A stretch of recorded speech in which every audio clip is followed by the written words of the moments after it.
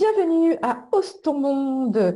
Aujourd'hui, je pars encore en Bretagne pour accueillir une oseuse de Bretagne, Catherine Alain. Catherine Alain qui est danseuse, qui accompagne à partir de la danse. Bonjour Catherine déjà. Bonjour Corinne, ravie. Ravie de t'accueillir voilà, avec nous aujourd'hui. Et ce qui m'a vraiment interpellée, c'est un texte que tu as écrit il y a très peu de temps sur le fait que quand tu étais enfant, tu souhaitais courir, danser, bouger comme ont souvent besoin les enfants, d'expérimenter Oui, leur corps, et qu'on t'a un peu amené à en fait oui, contrôler ce corps devant un piano et que tu as retrouvé cette liberté du corps vraiment très tard. Et donc, oui. je me dis, c'est comme si en fait, euh, il y avait quelque chose qui s'était passé, un truc qui s'était passé à un moment donné dans ta vie où, hop, tu as retrouvé ce moment-là. Et qu'est-ce qui s'est passé? Comment ça s'est passé, cette retrouvaille avec cette danse?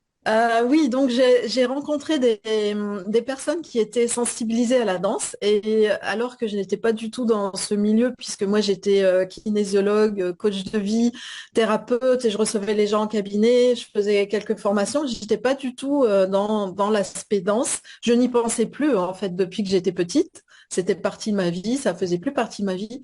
Et je me suis inscrite à un stage de ressourcement en danse sacrée pendant une semaine en Belgique. Je ne connaissais pas l'enseignante, je ne connaissais personne, je ne connaissais pas le lieu et je sais pas, j'ai senti un appel au fond de moi de y aller, quoi. Alors que je ne savais pas danser, mais je me suis pas bloquée avec tout ça. L'appel était tellement fort que j'y suis allée. Et ça a été une rencontre extraordinaire dans le sens où ça, j'ai senti comme une révélation en moi, quelque chose qui se reconnectait. Au niveau de mon âme, au niveau de vraiment la profondeur de mon être, de rencontrer ces danses, de rencontrer cette enseignante aussi qui est très particulière et avec qui on a eu des contacts d'âme très forts. Et j'ai pleuré toute la semaine, en fait. Toute la semaine de ressourcement, j'ai pleuré. Non pas pleurer de chagrin, mais pleurer plutôt d'une ouverture, d'une reconnaissance de qui j'étais, finalement, à travers ça. Et ça ne m'a plus quittée. Donc ça, c'était en 2002. Donc ça fait 22 ans maintenant. Et donc j'ai fait toute cette formation en danse et à partir de là que j'ai commencé donc avec les danses sacrées et puis après j'ai fait un peu une boulimie de danse. J'ai été voir toutes les danses possibles qui existaient, les danses de salon, la biodanza, la danse contemporaine, enfin tout ce qui pouvait voilà me faire danser. Et c'est à ce moment-là que mon corps en fait je pense que cette révélation, c'était que mon corps voulait danser quand j'étais enfant, évidemment. Je sentais, il y avait déjà cet appel, et puis que comme ça a été réprimé, que ça a été enfermé, d'un seul coup, j'ai senti mes cellules, c'est comme si je sentais la vie qui Hmm. enfin venait me rencontrer. Et ça a été, je crois que c'est la plus belle rencontre d'amour de ma vie, hein. Désolée Wow, pour magnifique. pour les gens que j'adore, mais je crois que ça surpasse tout parce que c'est à la fois le corps, puis c'est en même temps une transcendance, c'est en même temps un rapport au divin qui vient s'installer là, et c'est vraiment le cœur qui s'ouvre, quoi. Le cœur qui s'ouvre sans objet, sans qu'il y ait quelque chose forcément qui soit là, quoi. Donc voilà ma rencontre avec la danse à Oui, 45 ans. c'est ça, 45 ans. Oui, Donc quand même, c'est arrivé assez tard. Tu sais, les gens qui disent, ah oui. oui, c'est trop tard, je peux pas m'y mettre. Et Non, en fait, là, tu nous montres qu'en fait, on peut renaître parce que c'est ce que tu exprimes, que tu bien sûr, bien renaissance sûr, à n'importe quel âge, en fait. tout à fait. On peut danser à n'importe quel âge. Et Euh, renaître. avec, euh, avec le corps qu'on a, avec peut-être les limites qu'on a au niveau corporel, parce qu'une personne de 60 ans, c'est pas une personne de 40 ni de 20. Forcément, il y a des limites corporelles, mais ce qui est magique dans la danse, c'est que quand on danse à partir de l'intérieur, vraiment de l'être, à ce moment-là, il y a quelque chose qui se passe. On ne sent plus les douleurs quand on danse. il y a vraiment quelque chose de magique qui se passe. Et c'est pour ça, vraiment, c'est ce que je voudrais dire, c'est que quel que soit l'âge des gens, si vous ne vous êtes jamais mis à la danse ou si vous avez peur du corps que vous avez ou des limites que vous avez ou de l'âge que vous avez, bah, franchement, allez-y parce que c'est comme si on a chaud l'été et qu'on vient se baigner dans la mer, quoi. C'est comme si on était délivré de plein de plein de comment dire de plein de limites parce que les limites corporelles c'est aussi les limites dans la tête, hein. C'est très très lié aussi.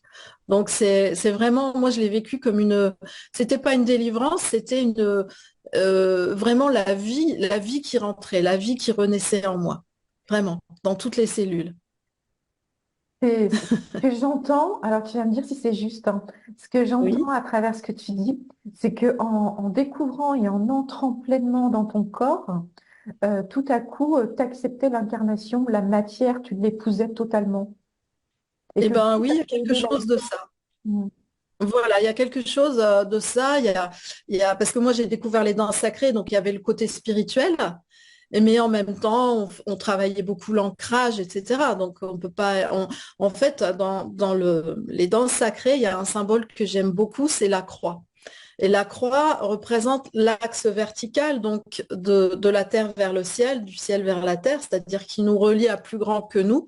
Et puis, il y a l'axe horizontal avec les bras qui nous relie avec les autres, donc à l'humanité et à la manifestation de notre être sur la terre.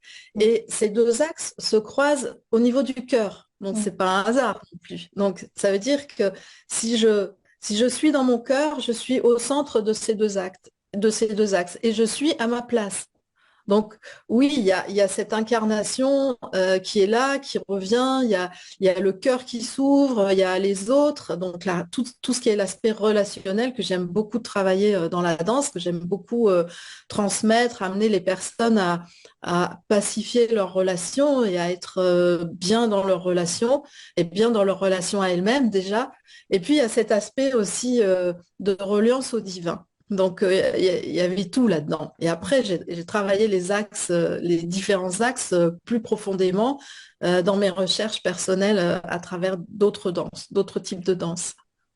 Donc toi, tu danses Voilà. toujours à fond. Tu passes ta vie à danser. Alors, ben non, je danse pas toujours à fond parce que il y a tellement de choses qui me passionnent et donc aujourd'hui, j'ai beaucoup dansé, c'est vrai, mais aujourd'hui, je fais danser les autres. Je suis dans un chemin de transmission qui me plaît, mais enfin, plaire, c'est même pas le mot qui convient. C'est quelque chose où je me sens vivre, où je me sens vraiment à ma place, où je me sens vraiment connectée à mon âme et connectée aux autres. Donc, je transmets beaucoup et je danse moins aujourd'hui. Mais Mm. j'ai toujours plaisir à danser, bien sûr. Magnifique. Et ce chemin vers voilà, je dirais, accomplissement qui est en train qui se fait, qui se réalise, est issu de tout un chemin de vie. Et dans un des textes que j'ai lus, que tu as écrit aussi, où tu disais que, il y a eu 20 ans d'errance quelque part dans ta vie qui t'a mené à ça. Est-ce que tu peux Oui. dire que ces 20 ans qu'on appellerait d'errance ont été quelque part le terreau de ce qui se passe maintenant? Ah bah complètement. Et puis même ce qui s'est passé avant, en fait, ces 20 ans d'errance, ça a commencé dans les années, la fin des années 90, 2000, enfin dans cette charnière-là. Ça a commencé là avec des épreuves que j'ai vécues et je m'attendais pas à vivre des épreuves aussi difficiles. Et puis surtout des épreuves qui, pendant 20 ans, il y a eu une accumulation de choses. Moi, aujourd'hui, avec le recul, je dis que mon parcours a été initiatique parce que l'épreuve peut nous conduire à, d'ailleurs, je l'ai vécu, à des phases de dépression, des phases de vraiment de repli sur soi, des phases où on ne voit pas la lumière au bout du tunnel, hein, on est vraiment dedans. Et ces phases-là, il est nécessaire de les dépasser, à un moment d'aller au-delà de ça, de ne pas rester dedans, justement. Donc ça a été une suite de cycles comme ça, où je plongeais dans l'épreuve, où je me redressais, je plongeais dans l'épreuve, je me redressais, et à chaque fois j'apprenais quelque chose. Donc il y a, avec ce chemin-là, il y a tout le chemin aussi d'acceptation de passer par là. Parce que évidemment, bah, pourquoi moi? Pourquoi ça? Pourquoi ça m'arrive à moi? Pourquoi? Mais comment je vais faire pour m'en sortir? Mais comment font les autres, etc. Et donc tout ce chemin d'apprentissage et d'acceptation. Donc surtout accepter que bah oui, c'est là, quoi. Parce que tant qu'on n'accepte pas, on est en comment dire, on est en conflit, on est en bataille intérieure.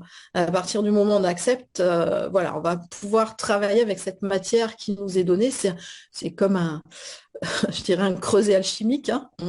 On est là avec nos matières et puis on va voir ce que ça va donner. Donc on accompagne ça avec beaucoup d'attention et beaucoup d'acceptation. Et c'est vrai que c'est le terreau je pense, de ce que je fais aujourd'hui, de l'accompagnement, moi, que j'offre surtout aux femmes aujourd'hui. C'est pas interdit aux hommes, hein, bien sûr, mais c'est surtout aux femmes que je m'adresse. Et dans ce que vivent ces femmes-là, bien sûr, je retrouve des moments de vie que moi, j'ai traversés, donc je peux encore mieux les accompagner. Et c'est vrai que la danse, je les ai accompagnées avant avec le coaching, la kinésiologie, mais c'est vrai que la danse, pour moi, ça donne une dimension supplémentaire et je m'appuie bien sûr sur mes connaissances, mais surtout sur mon expérience personnelle. Mm. C'est ce que je ne connais pas, je ne transmets pas. Enfin, pour moi, ça n'est pas incarné. Par contre, ce que je transmets est incarné parce que ça vient de ce que j'ai vécu. Voilà. Donc oui, À c'est travers. un terreau. Mhm. Voilà. Voilà. Et tu dirais Oui. que ces périodes qu'on dirait sombres dans le profond de soi, dans le vide, Mm. sont des périodes qui sont quelque part utiles et nécessaires d'accepter. Comme tu disais, que c'est vraiment, elles Oui, apportent quelque chose. Elles sont bien nourrissantes. sûr. Bien sûr. Oui, à partir du moment où on considère que l'épreuve va nous apporter quelque chose dans le côté sombre, justement, à partir de là, oui, bien sûr, on apprend et à partir de là, on peut s'en sortir, on peut aller vers autre chose, on découvre autre chose, ça ouvre des portes finalement. On le voit pas quand on est dans le tunnel vraiment, mais ça ouvre énormément de portes, bien sûr. Il n'y a pas que du sombre en fait dans le sombre. C'est ça que j'ai envie de dire. C'est comme Ouais, aller au fond de soi et aller vers le soi, quoi, quelque chose voilà. de très essentiel. Et il Et y a, oui. et il y a- oui, et il y a la lumière au fond de soi aussi. Dans le sombre, on rencontre la lumière. Oui, bien sûr. Et du Oui. coup, cette danse, euh, moi j'adore danser aussi, hein, c'est vraiment chose que j'aime énormément. D'ailleurs, j'ai beaucoup d'interviews de danseuses sur ma chaîne. Et je trouve que justement la danse pour euh, aller, regarder ces états difficiles, profonds, vides, pouvoir y aller dans ces périodes-là avec la danse, euh, on dirait que ça permet peut-être de les exprimer beaucoup mieux, de mieux les voir, de mieux les incarner et de les transmuter. C'est ça. Mm. C'est ça. C'est alors il y a des personnes qui ont déjà vécu des épreuves et qui ne sont plus dans une épreuve. Et il y en a d'autres qui traversent. Et c'est vrai que bah, j'ai eu tout ce genre de personnes dans mes cours. Euh, Ça permet je dirais, un peu d'exorciser quelque chose. Alors ça peut être quelque chose au niveau du corps, par exemple une douleur, une rigidité quelque part, une tension. Ça peut être une émotion. Ça peut être l'autre jour, dans mon cours, il y a une femme je lui ai dit, mais vas-y, pousse ton émotion, mets en mouvement ton émotion. Et elle m'a dit, mais si je fais ça, je hurle. Mm. J'ai dit, tu peux hurler. Si c'est bon de hurler pour toi, tu peux hurler. Et finalement, elle a travaillé avec son corps, elle a dansé avec son corps, elle n'a pas hurlé parce que son corps, finalement, a trouvé lui-même, le corps c'est un maître, hein, il a trouvé lui-même les mouvements qui lui permettaient d'exprimer cette colère qu'elle avait à ce moment-là. Donc c'est magnifique. Et après, bah, évidemment, il y a un apaisement. Et puis, ce que je propose aussi dans les ateliers, c'est pas que exprimer les émotions, c'est aussi, comme tu as dit tout à l'heure, de les transmuter. C'est-à-dire faire quelque chose de beau, entre guillemets, c'est-à-dire d'expressif venant de l'intérieur, à partir de quelque chose qui est difficile à vivre ou qui a été difficile à vivre, ou une mémoire, par exemple, qui est toujours présente, et donc de l'apprendre, de faire corps avec, c'est vraiment le cas de le dire, et puis de transmuter ça en quelque chose de beau, de, de sublimé. Il y en a qui parlent de sublimation dans le Mhm. cours, et c'est un mot que j'aime bien aussi. Donc c'est une transformation. La transformation, c'est ce qui va apparaître après. C'est, je dirais, la conséquence de suivre un cursus comme ça, c'est que au bout de quelques mois, au bout d'un an, il y a une transformation effectivement qui se fait, qui peut se voir même sur les traits du visage, qui peut se voir dans le corps, dans l'attitude, qui peut se voir dans des choix de vie qui vont être différents. Donc oui, c'est la transformation, c'est la conséquence en fait de tout ce cheminement-là en danse. Tu dis que tes axes, alors moi je pensais des axes d'exploration, mais tes axes principaux sont l'estime de soi, la mutation et la spiritualité. Oui, oui. L'estime de soi, ben oui, parce que effectivement, je rencontre, je m'adresse à des femmes qui ont perdu l'estime d'elles-mêmes ou cette estime a été très abîmée. Donc évidemment, il y a tout cet axe-là. Donc ça comprend la confiance en soi, ça comprend pouvoir s'affirmer. Ça comprend la valeur qu'on se donne aussi. Enfin, tout ça, l'estime de soi, c'est un grand mot qui regroupe plusieurs choses, en fait, importantes. Après, il y a la mutation, bien sûr, comme j'ai expliqué avant, il y a une transformation qui se fait. Et puis la spiritualité, oui, parce que travailler que dans le corps, c'est pas quelque chose qui m'intéresse. Euh, j'ai fait avant la danse, j'ai quand même fait des arts martiaux. J'ai eu plusieurs années où j'ai étudié les arts martiaux, où j'ai pas fait beaucoup de sport, mais j'ai fait du yoga, j'ai fait des choses comme ça. Donc déjà, j'avais un intérêt pour le corps. Et puis, quand on est kinésiologue, eh bien, on prend le corps en maître, en fait. C'est lui qui va nous donner les informations dont on a besoin.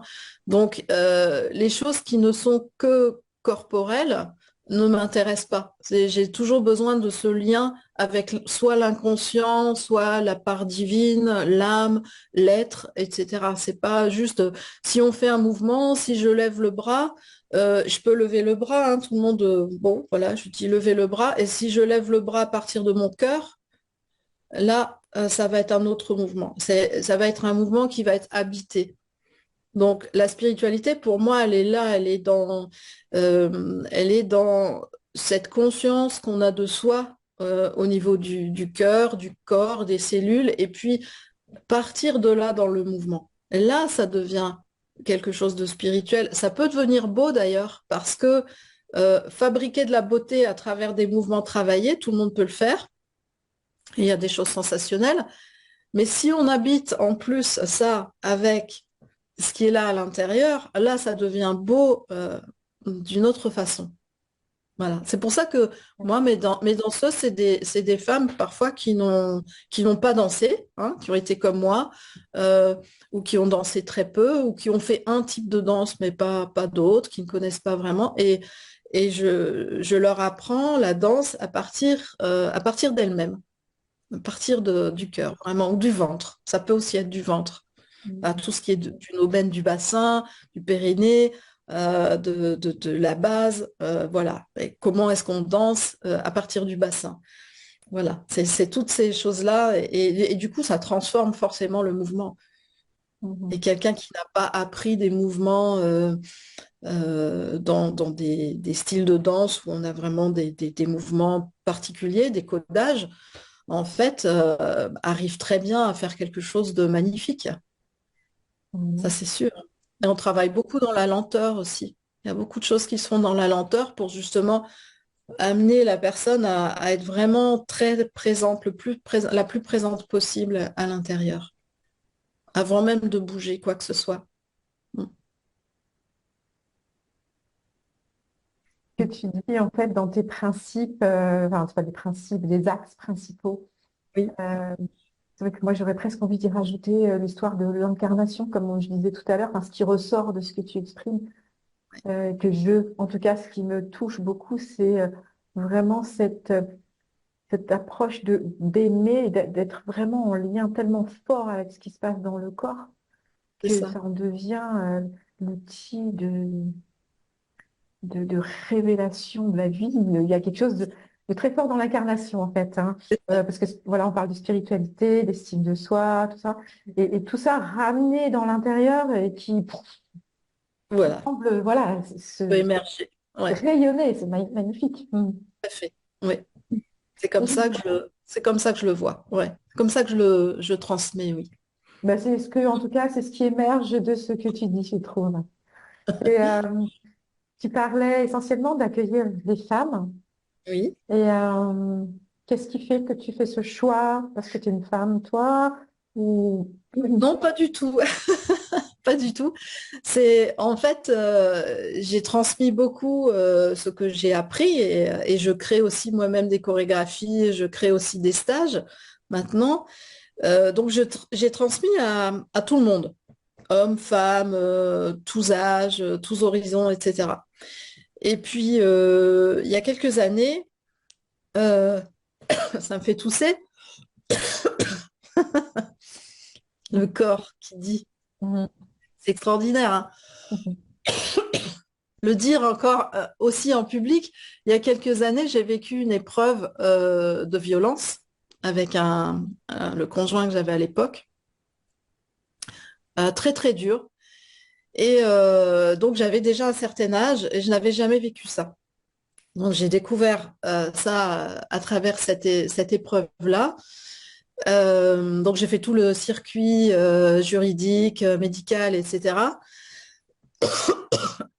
Et donc la remontée a été assez difficile, mais voilà, je voulais quand même me sortir de ça. Avec tout ce que j'avais vécu avant, je connaissais un petit peu le cycle de l'épreuve et de la traversée et de la remontée.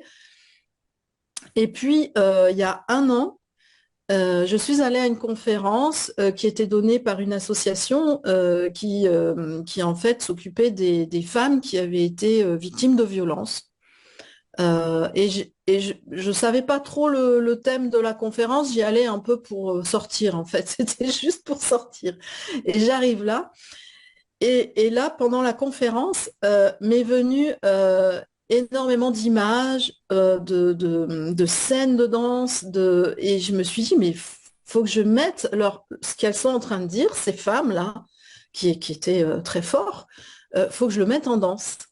Et c'est de là que c'est venu en fait, Mhm. il y a eu un revirement en fait dans ma transmission où j'ai lancé en fait une vidéo sur un réseau où je disais ben voilà, voilà mon projet, j'ai envie de faire participer des femmes qui ont été victimes de violences à un projet de danse et donc j'ai expliqué tout ça.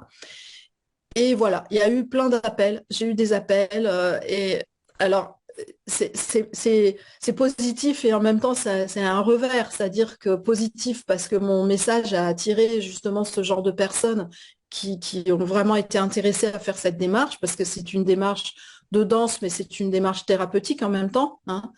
Et en même temps, vu le nombre de femmes qui m'a contactée pour ça, je me suis dit mais il y a un réel besoin. Mhm. C'est aussi de se dire que, alors en ce moment on en parle pas mal hein, sur les réseaux, ça commence à se dire, mais il y a un réel besoin chez beaucoup de femmes de sortir de ce silence, de ce mal-être que ça a laissé.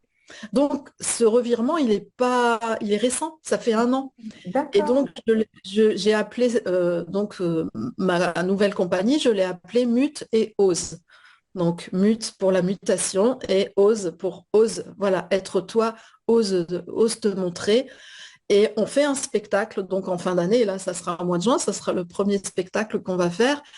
Et ces femmes, elles ont accepté non seulement de traverser toute cette année de répétition, d'apprentissage, il y a eu beaucoup d'émotions déjà, il y a eu beaucoup de choses qui se sont passées, et de se montrer sur scène. Hmm. C'est encore un degré au-dessus. Et moi, je le voyais, ça. Je voyais ces femmes sur scène. Pour moi, c'était une évidence. Et voilà. Et donc, c'est là, on est au mois de mars, donc on a encore beaucoup de travail. Mais voilà, là, c'est tout à fait jouable et ça va se faire au mois de juin. Donc, À quel c'est endroit? extraordinaire. Alors ça, c'est en Bretagne, bah oui, en Bretagne, bien sûr, à Plonéour-Lanverne, dans le Finistère Sud. D'accord. Donc, c'est là qu'on va donner notre premier spectacle et on espère en avoir plusieurs. Voilà. S'il y a des endroits où on nous accueille, où il y a un public qui serait intéressé à ça, voilà, on est en train de chercher aussi d'autres points d'accueil. Mais voilà, c'est parti pour ça. Et du coup, ce revirement, ben, moi aussi, ça me parle personnellement, bien sûr, d'accompagner ces femmes, ça me fait travailler aussi par rapport à mon histoire. C'est très, très touchant.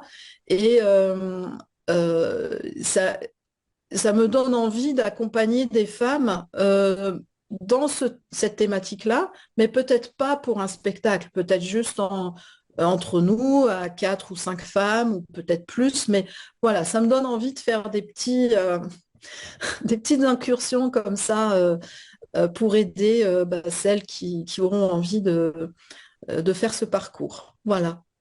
Et comme j'ai été thérapeute avant, c'est vrai que c'est une force en fait.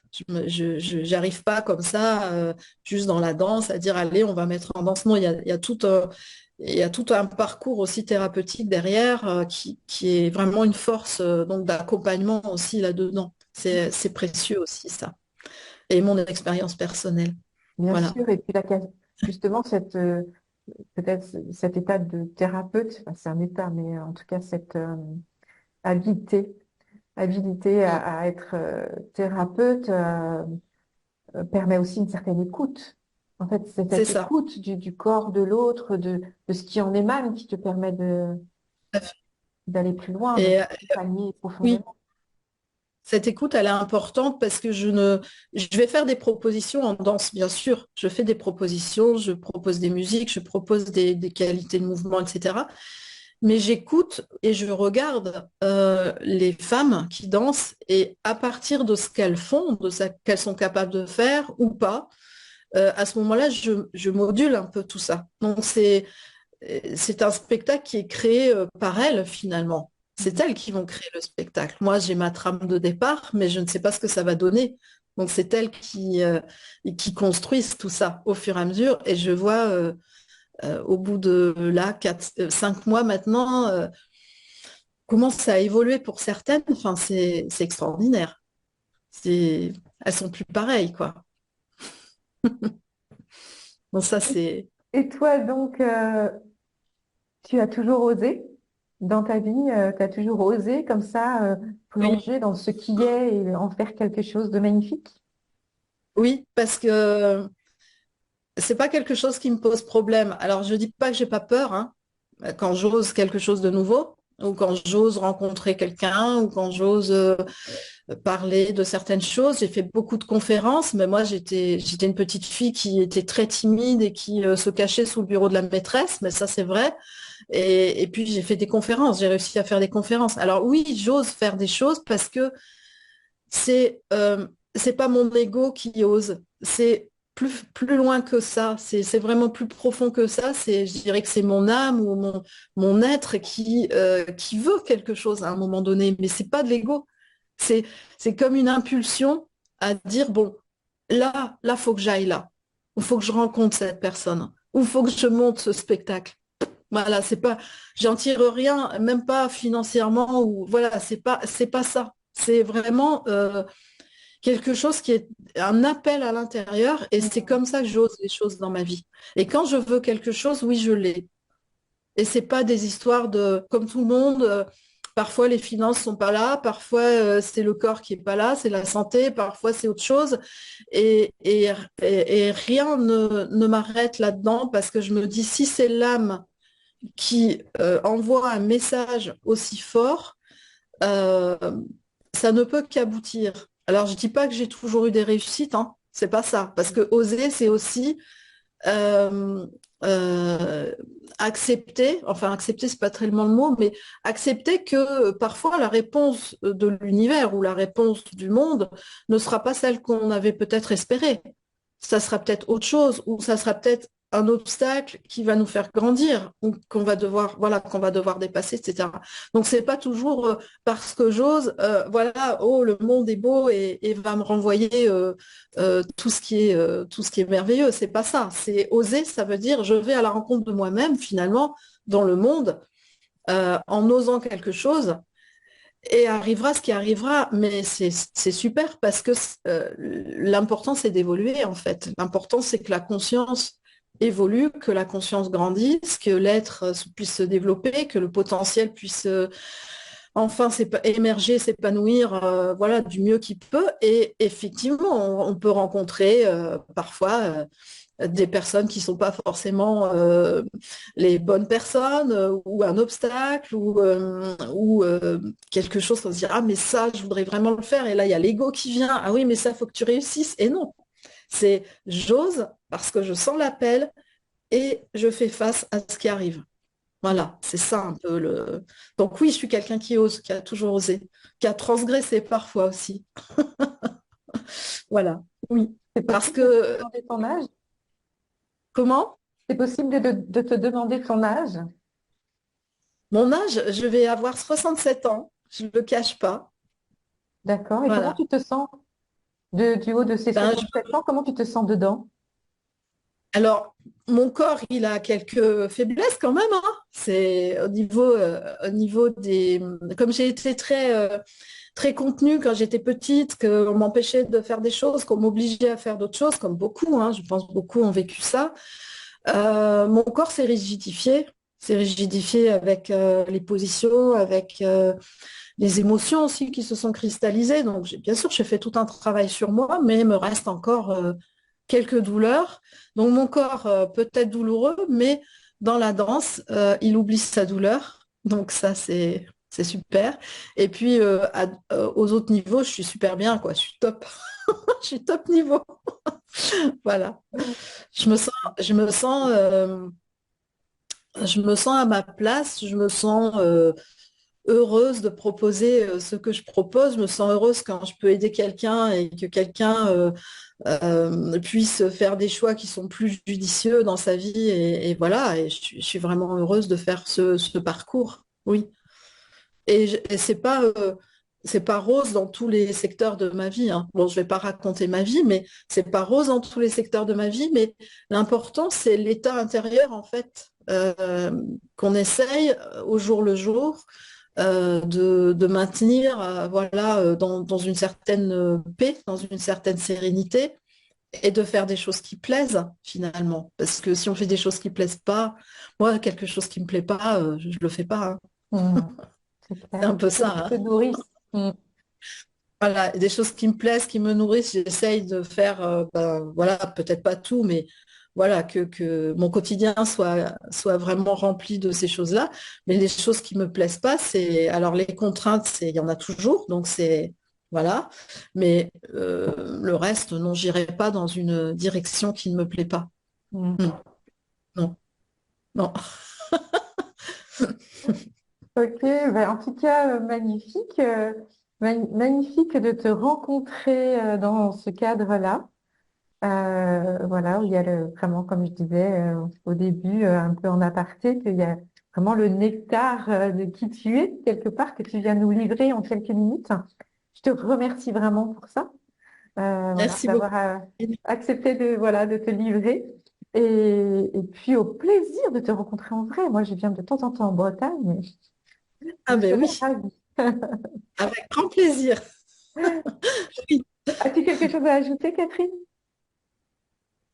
Euh, ben, je te remercie déjà énormément pour ce moment de partage. C'était vraiment très, très.